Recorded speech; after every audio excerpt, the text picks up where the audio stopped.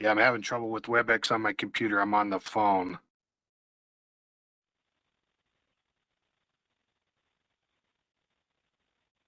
Ruben.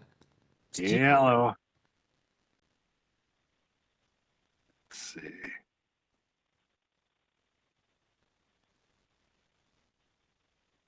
I know Councilmember Coombs is not feeling well.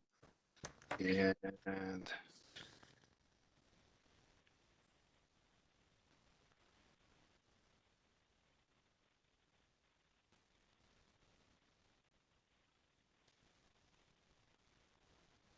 let's see.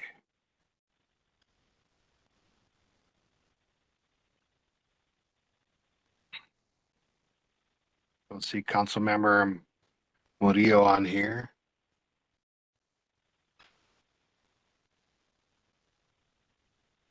Let's see.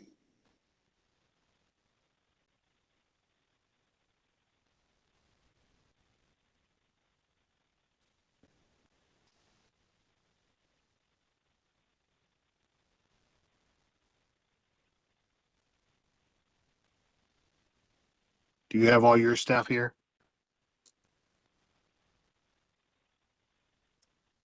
Yes, Councilmember Medina, looks like we have everyone on.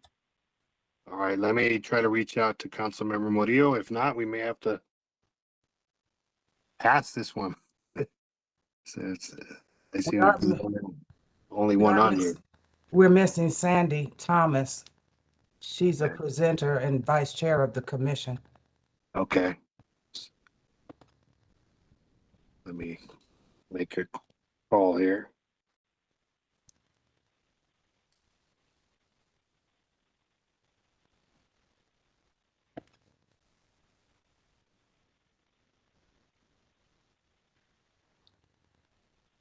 Hi, Kim.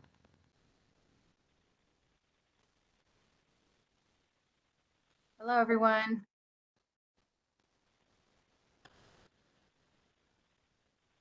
Hi, Councilmember Medina.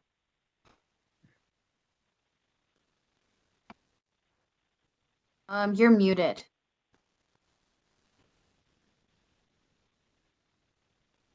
Yeah, I'm on the phone, so my WebEx is not working again. Oh, fun. So yeah, I'm gonna have to get that fixed. Seems to be these committees, it seems to be having an issue with. All right, well, we'll go ahead and get ready to start the meeting.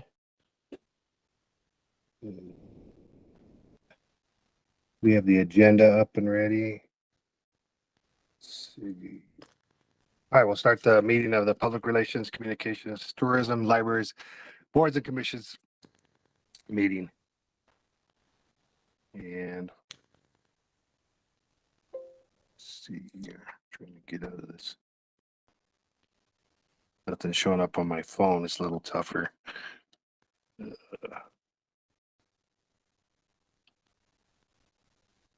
Oh. I can share my screen and share the agenda if you like. Yes, that would be helpful. I think it's this one here. All right. All right, we called the meeting to order. Approval of minutes. I don't have any changes. I approve of the minutes. All right, thank you, Councilmember Murillo. I don't have any either. So meetings, approval of minutes goes through for May. Any announcements? Staff, council members? Seeing none, move on to consent items, showing that there is none. Any new items? We got the first presentation, which is Aurora History Museum, December 2022 flood recovery updates.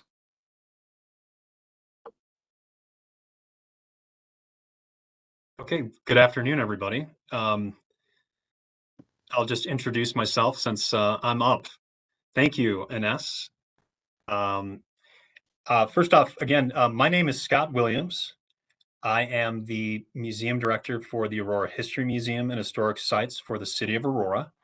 And I just want to say good afternoon to the City Council members of the PR Plus Policy Committee, distinguished staff and guests. I really appreciate you requesting information about the Aurora History Museum and the recovery efforts after the flood incident that occurred this past December 2022. This presentation that I'll be providing gives you an overview of the history of some of the flooding incidents that we've had occurred over the past years in the facility as well. I welcome any questions, comments, concerns after my presentation. Next slide, please.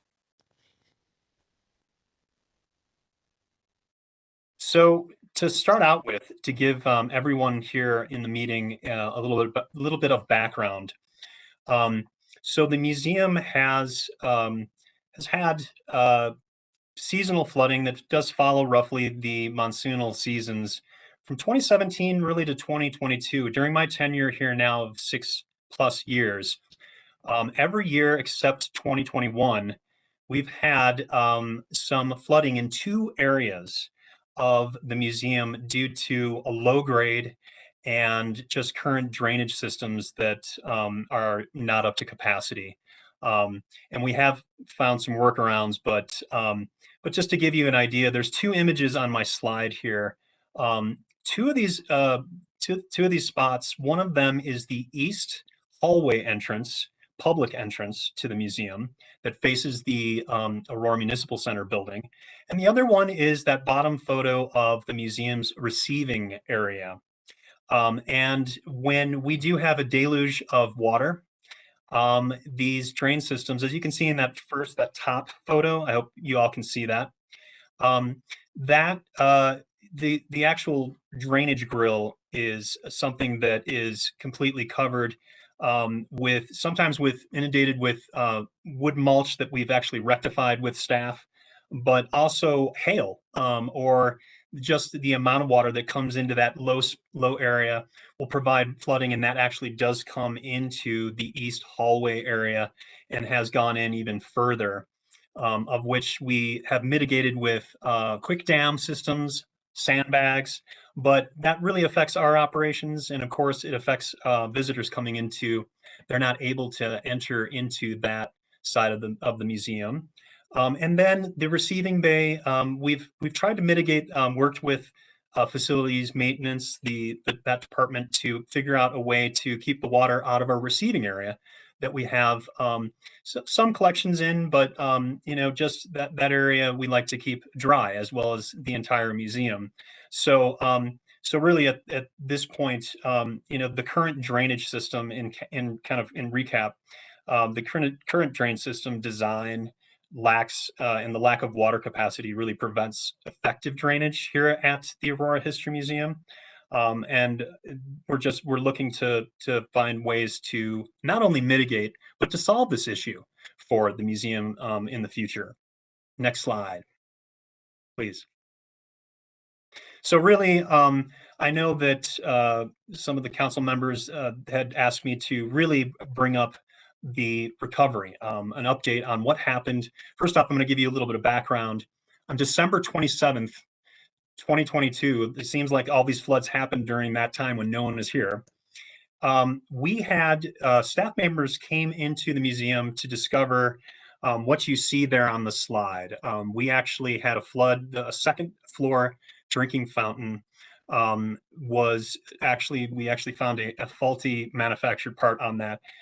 Actually created water that deluged the staff areas, part of the staff areas, and then actually came down into the rest of the areas of the museum, including the museum collection storage area, part of that collection storage area. As you can see in the photos, staff was greeted by water coming down, ceiling tiles down. There's the culprit there, the second floor drinking fountain. And then you can see also in that photo, that image, I hope you can see, we had standing water within our museum store area. So there was quite a few areas that were inundated. We quickly got the museum emergency plan was implemented. And I just want to say hats off to the entire library and cultural services staff that came to our aid. You never want to see that anywhere, but in a museum, you especially don't want to see that. And you don't want to see that in your collection storage area. So staff just went to work. Even our department director, Midori Clark, was there helping us mitigate and move objects out of harm's way in the water.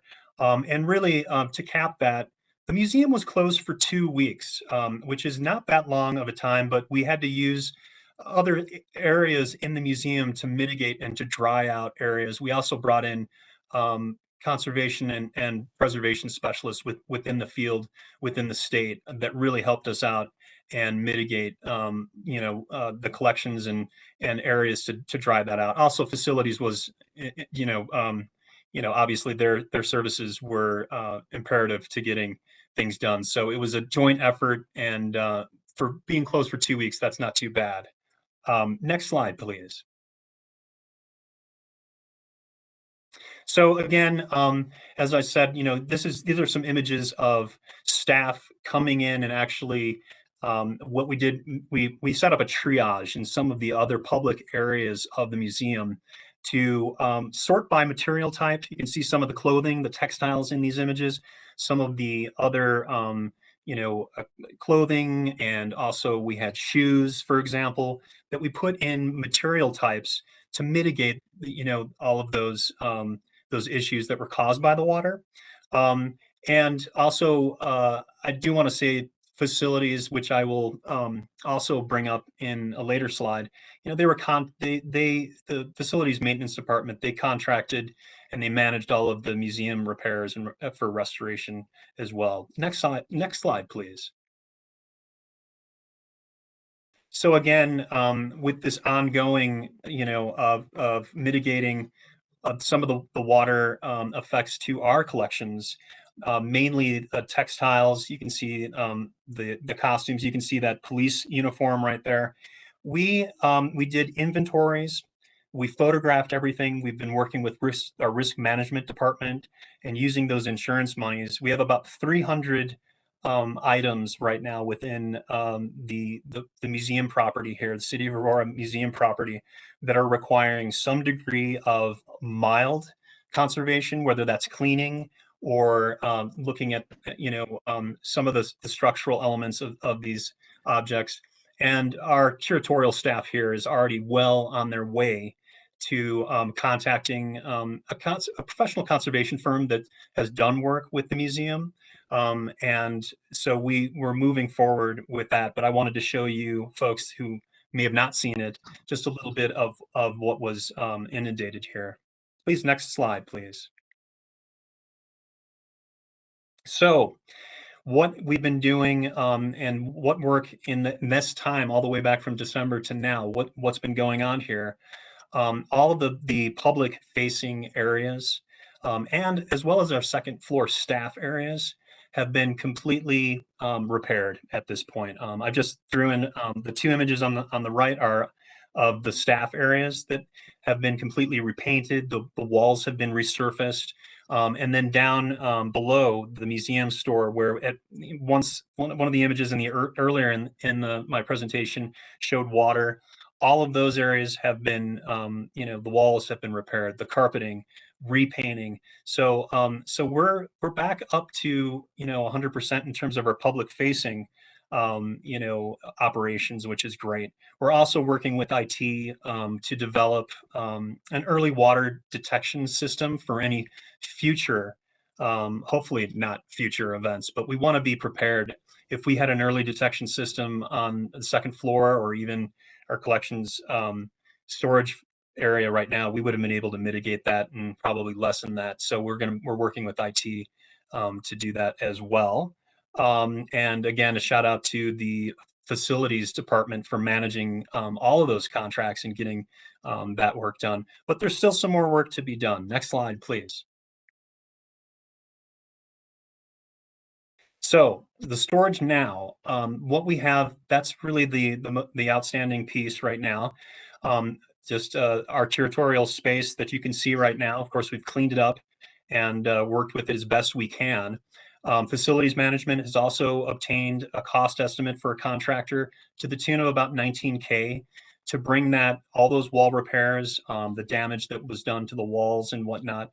But right now, bringing back our collections objects into that area is really, we're not doing that because we have to have areas open to get all of those done. So, and in reality, we're going to be having to bring out some more of Aurora's historical objects in order to get that work done. So we're utilizing other areas. The museum curatorial staff here is using other areas to mitigate, but to store, frankly, some of these items as we do receive conservation. And the large objects we just can't put back into that collections area as well. So there's a dire need for additional storage. And I know that our deputy city manager, Laura Perry, she has stood up and really helped us out by connecting us with the city's real estate properties folks and staff there and we're currently evaluating and touring some city-owned storage facilities, potential storage facilities, and hopefully looking at some leasable, warehouses where we can look down the road a little bit more for solving some of our curatorial storage issues. Mind you, the curatorial storage is full. So we're looking for additional storage for the growth of the Aurora History Museum collections as well. So this has been a great help, and it's a great step forward, and very grateful for that assistance. It really, in closing, I think within the agenda item package, I also did include some more detailed information about not only the background, but what we're looking for in terms of the future of Aurora History Museum curatorial storage and those types of numbers, square footage. Right now we're looking at really about 2,500 square feet, and we need a lot more than that at this point. But thank you very much for, again, asking me to provide this information to you all. I know that working with city leadership right now and my department director, and as well as my team here, it's looking like a bright future for saving and preserving Aurora's history. And at this point, if you have any questions, comments, concerns, I'd love to field any of those. Thank you very much.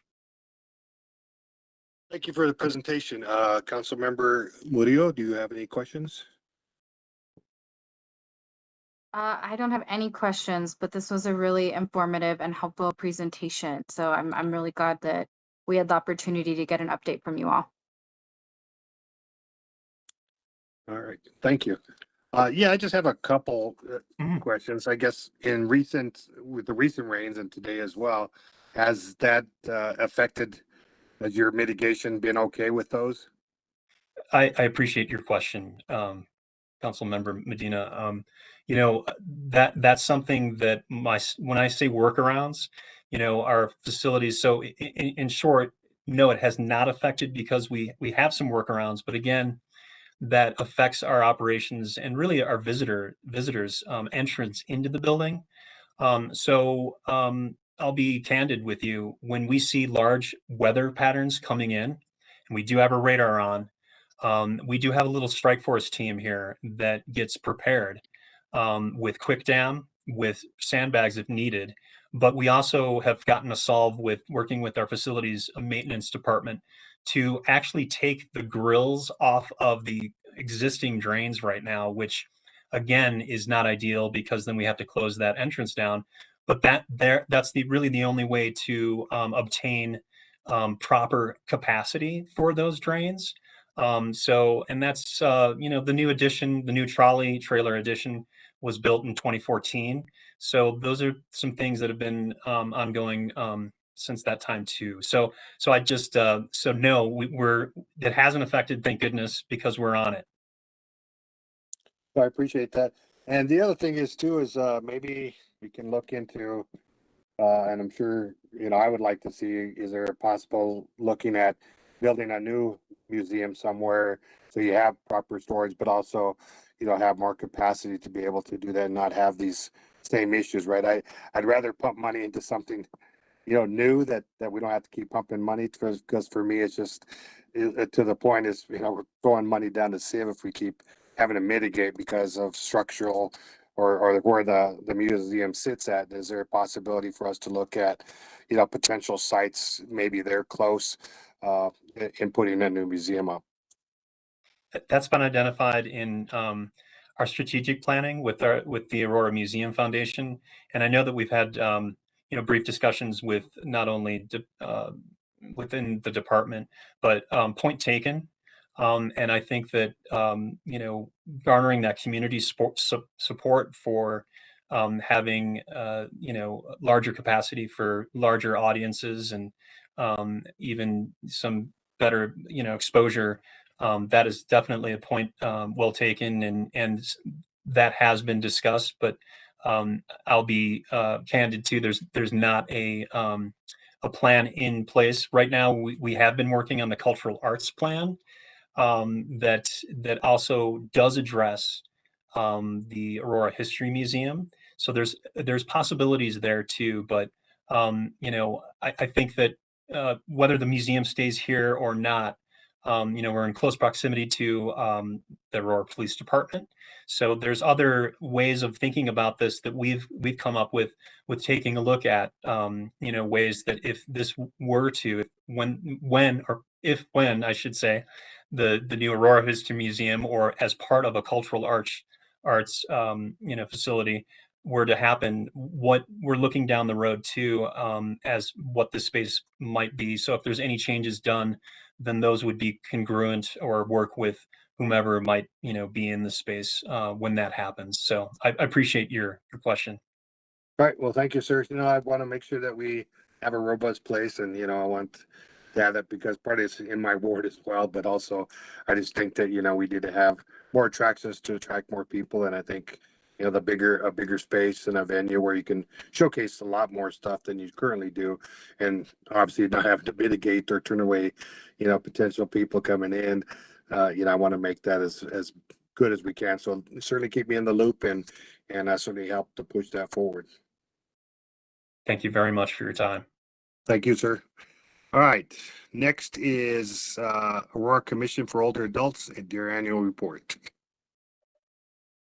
Good afternoon, everybody. I'd like to introduce our acting facility program supervisor, Lori Sanchez. Good afternoon, and thank you. What you're seeing on your screen is a glimpse of the agenda, the purpose, mission statement, and the commission membership is being shown. And you can review them in more detail within the report. I'd like to introduce our commission chairperson, Jeannie Davis, and vice chairperson, Sandy Thomas, who will be presenting the 2022 annual report today. And I'm going to toss it over to you, Jeannie.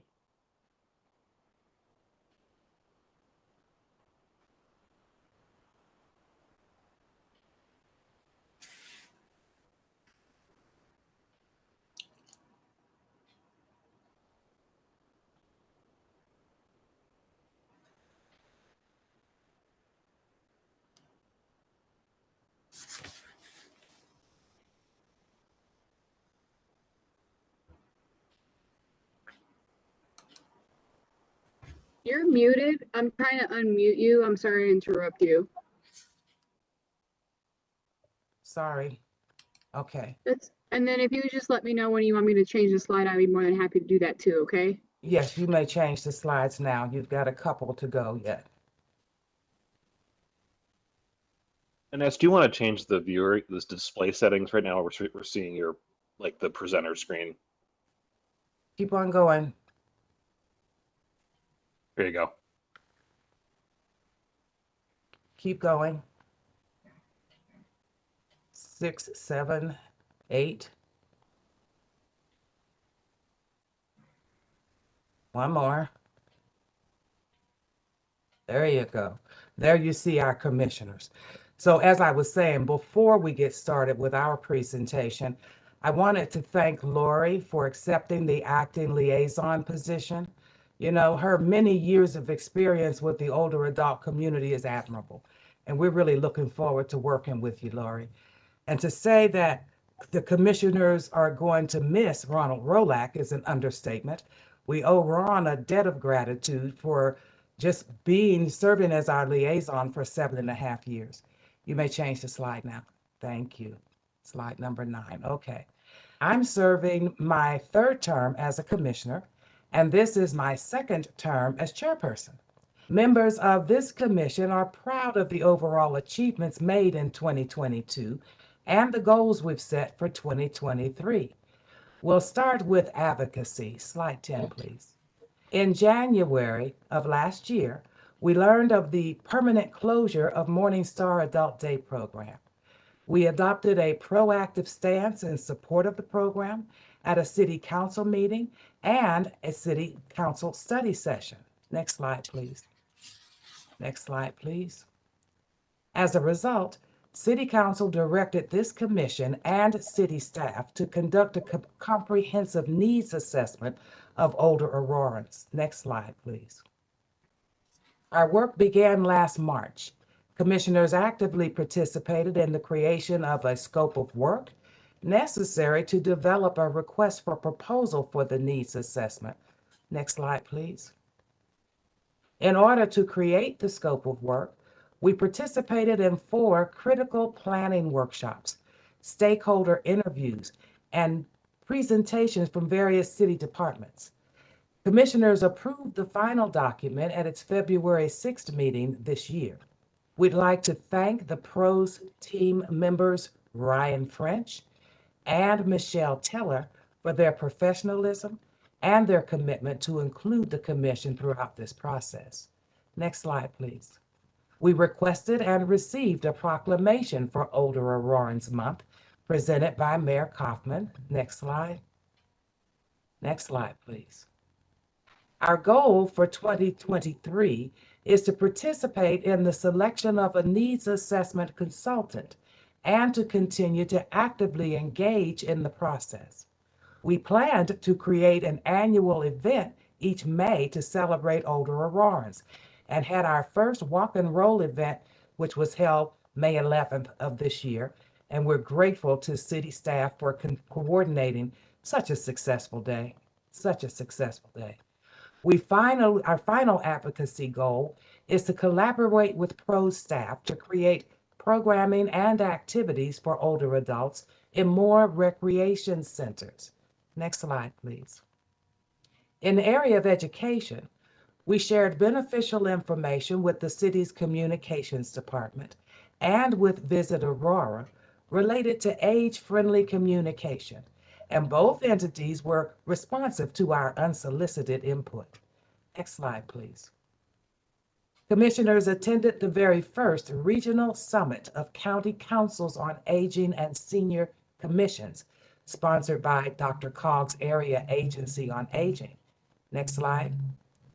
A few of our education goals for 2023 include continuing to collaborate with external groups and to present workshops focused on topics of interest for the older adult community. I've asked Sandy to continue with our accomplishments and goals. Thanks, Jeannie. I'm Sandy Thomas. This is my 3rd year as vice chair, and thank you for having us today. Slide 21, please. Thank you. Information dissemination is one of our most important objectives, and we accomplish these goals in a variety of ways. Next slide. We sponsored the 2022 Aurora Forum for Older Adults in collaboration with the Aurora Center for Active Adults, or ACAA. Next slide. We distributed flyers, informational rack cards, and My Life Thread emergency cards at all in-person events, city libraries, and on the commission bulletin board. Next slide. Commissioners attended ward meetings and distributed our marketing material and flyers for upcoming events. Next slide. Jeannie attended the On Havana Street networking event to share information about the commission. Next slide, please. Our goals for 2023 are to continue distributing commission information. We have also requested that the informational rack card be translated into Spanish. Finally, our goal is to host Living Your Best Life Speaker Series, which will feature various speakers and activities on various topics. Next slide, please. We had many accomplishments in the area of communications and marketing. First, Juanita Audrey, past chair, created and we distributed program interest surveys. We did this at events to help us learn about topics that attendees will support. The responses have helped us plan future programs. Juanita also created and we distributed intergenerational surveys. We wanted to better understand the existing stereotypes among the generations. These results led to Chill with a Commissioner. Next slide, please. Chill with a Commissioner and ice cream giveaway events. Next slide, please. Commissioners continue to attend and participate in the organizations that you see listed on the screen here. And we networked, shared, and we received information specific to older adults. Next slide, please. We continue to disseminate information, build relationships, and advocate for the needs of older Aurorans at various events. The next few slides, you can do 31 through 34. The next few slides show you some of the activities we've participated in. And make no mistake, we have a great time all the time. Slide 35. Our goals for 2023 are to coordinate a series of City Council panel discussions to learn more about the vision, challenges, and plans for older Aurorans in the respective wards. Another goal is to work closely with the city's communications department. We want to develop a communication and marketing plan with the intent to increase communication channels for older adults. Next slide, thank you. Because we believe many issues facing some older adults can be addressed regionally, we'll continue to collaborate with Dr. Cog's AAA and other older adult commissions and groups to develop working relationships. Back to you, Jeannie. Thank you, Sandy. Slide 37, please. Thank you. You know, our committees have worked diligently and accomplished much in 2022. Next slide, please. The Public Relations Committee has begun a pilot program at the Mission Viejo Library, and our first two events were quite successful. Next slide. Residents had an opportunity to meet and greet the commissioners in April. Next slide. And to attend the History of Aurora's presentation in October. The Public Relations Committee has set numerous goals for 2023.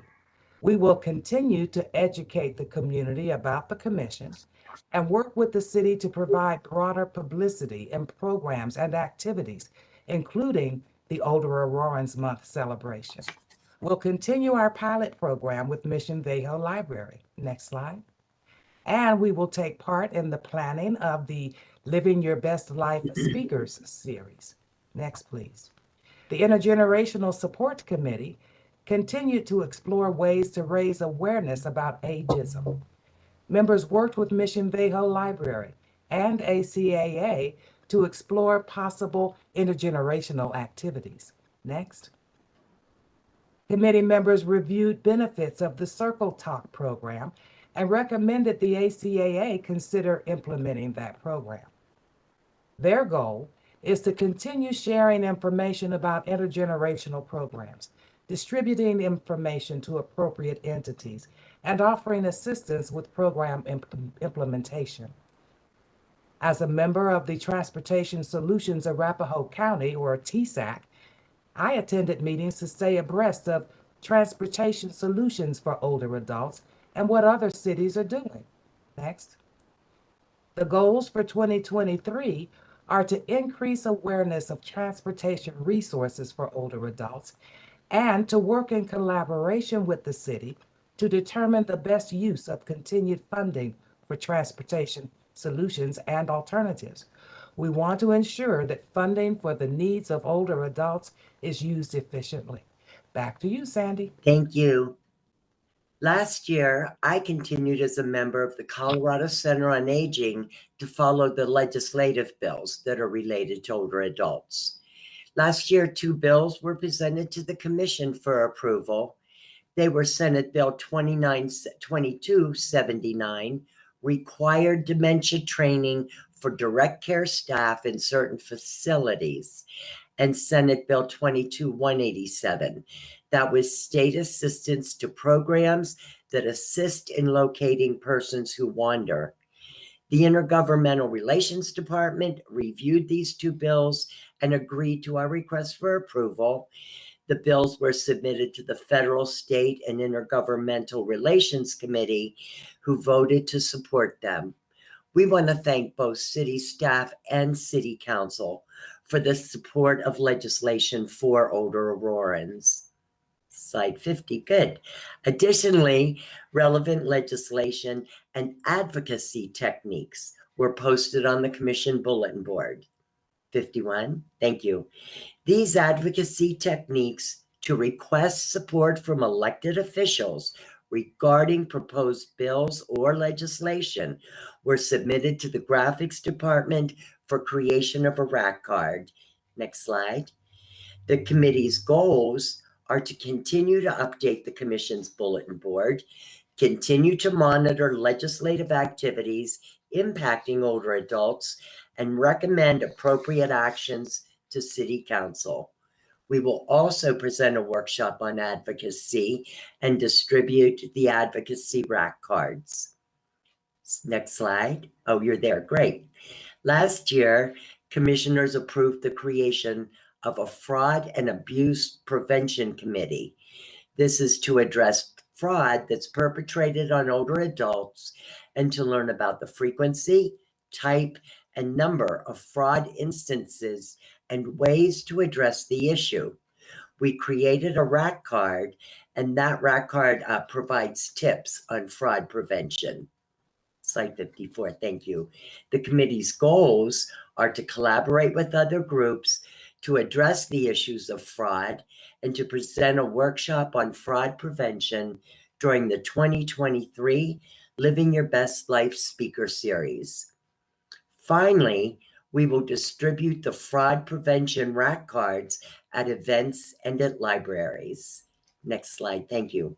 Hopefully, the Commission will establish a housing committee to be chaired by Derek Vaughns.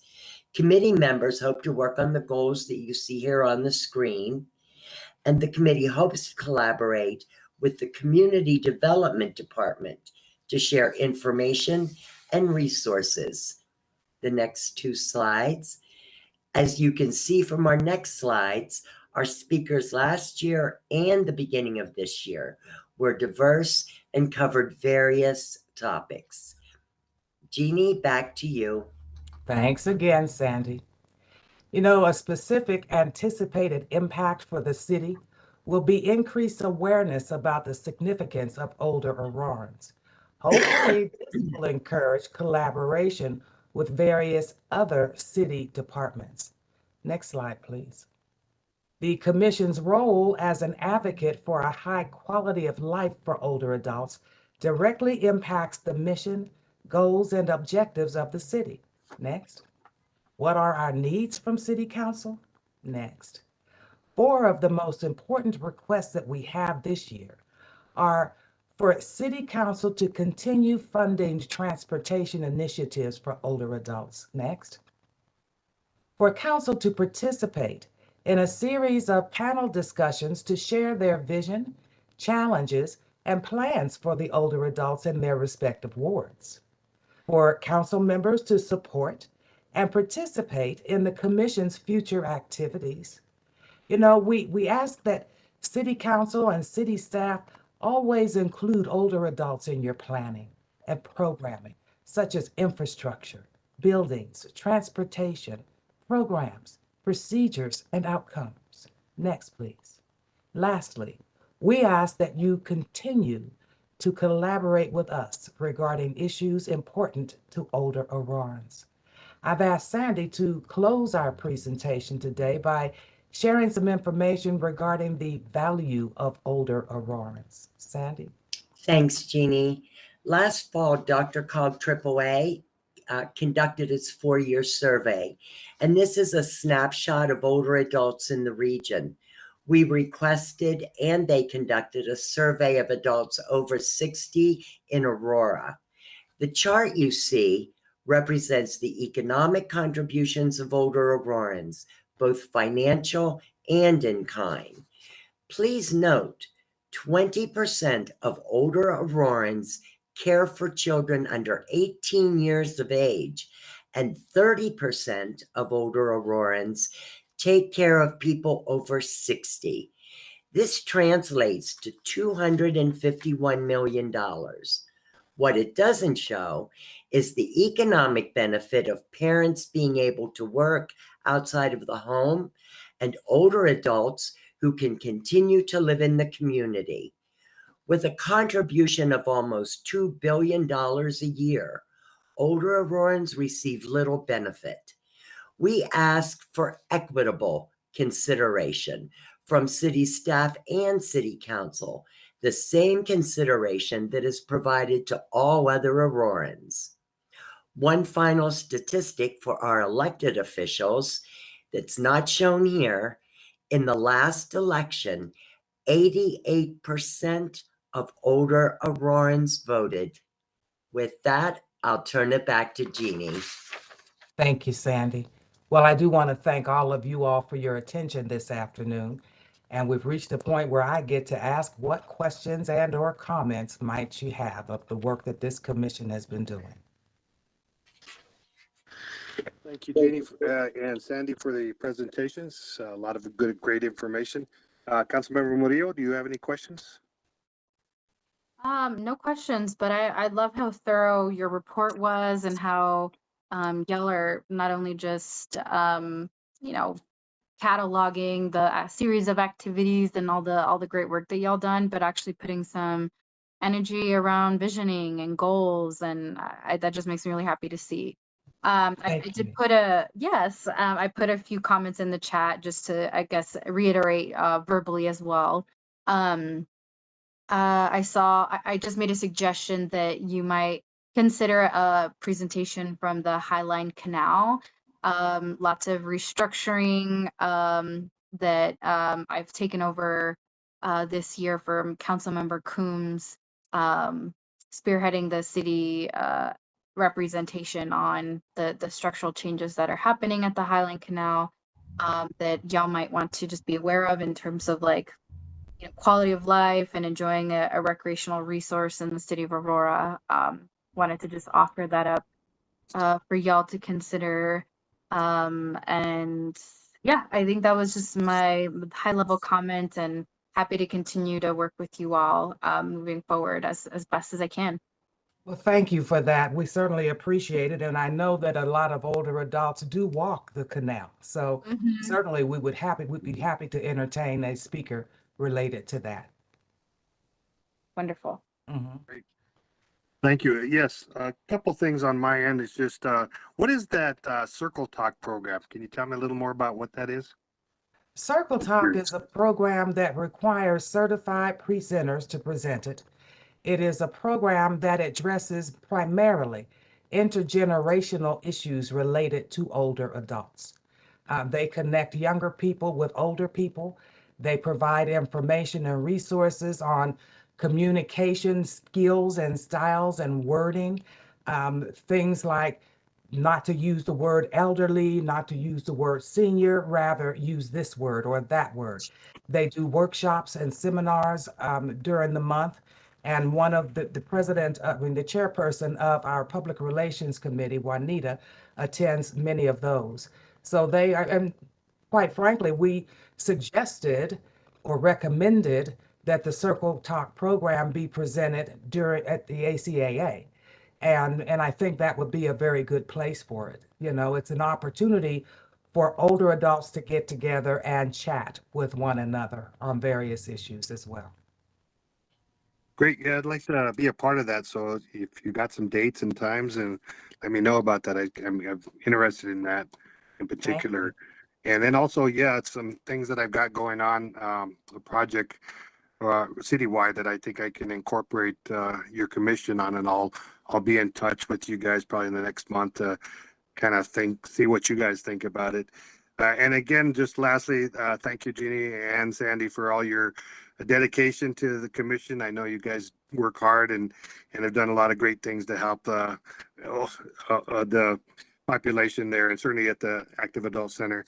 And also a shout out to Lori. You know, I've known you for a while as well, and I appreciate all your time and commitment at Morningstar, and I'm glad to see that you're still part of the system and still working with our people in Active Adult Center there. So I appreciate it. So thank you. And thank you all. Thank you all very much. Please don't hesitate to reach out to the commission if we can be of any service or answer any additional questions. Thank you for your time. Thank Sounds good. you. Councilmember Medina, Yes. I just wanted to, real quick, you mentioned the Center for Active Adults. I wouldn't be a good Ward 1 representative if I didn't also mention that there's the first and the third Saturdays of each month is the Rebel Marketplace. It's it's a farmer's market, if you will. If you haven't been, Yes. I highly encourage you to go. James Grievous has started the market, is a micro farmer of color, and when we think of like sustainable, healthy food ecosystem in the city of Aurora, these are the types of events that small local growers can share, and he's very much curated a diverse array of growers, producers, sellers of different crafts to be there. So if y'all happen to be in the area on the first and third Saturdays, I encourage you to attend that as well. Oh, that'd be nice. Thank you. I attend, Crystal. I attend. Love It's it. great. Yeah, I have the t-shirt. That's awesome. Sorry, thank you for letting me mention that real quick. Oh, no, that's all good information. Yeah, and also just last thing too is if the commission ever wants to come to any of my town halls, let me know. I hold most of mine at the Active Adult Center too. So you're welcome to, let me know a month or whatever that you'd like to do a presentation. I'm more than happy to have you come out and talk to the audience and talk to constituents. So I appreciate that. Thank you for the invitation. We're certainly going to take you up on it. Not a problem. Glad to have you. All right. Now with that, we'll move on to miscellaneous items for consideration. Anything from anyone?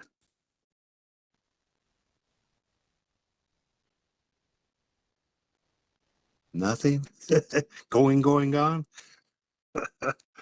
All right. The next piece is the next meeting, which is currently scheduled for June 28th, 2023 at 3:30 p.m. Is everyone good with that date and time?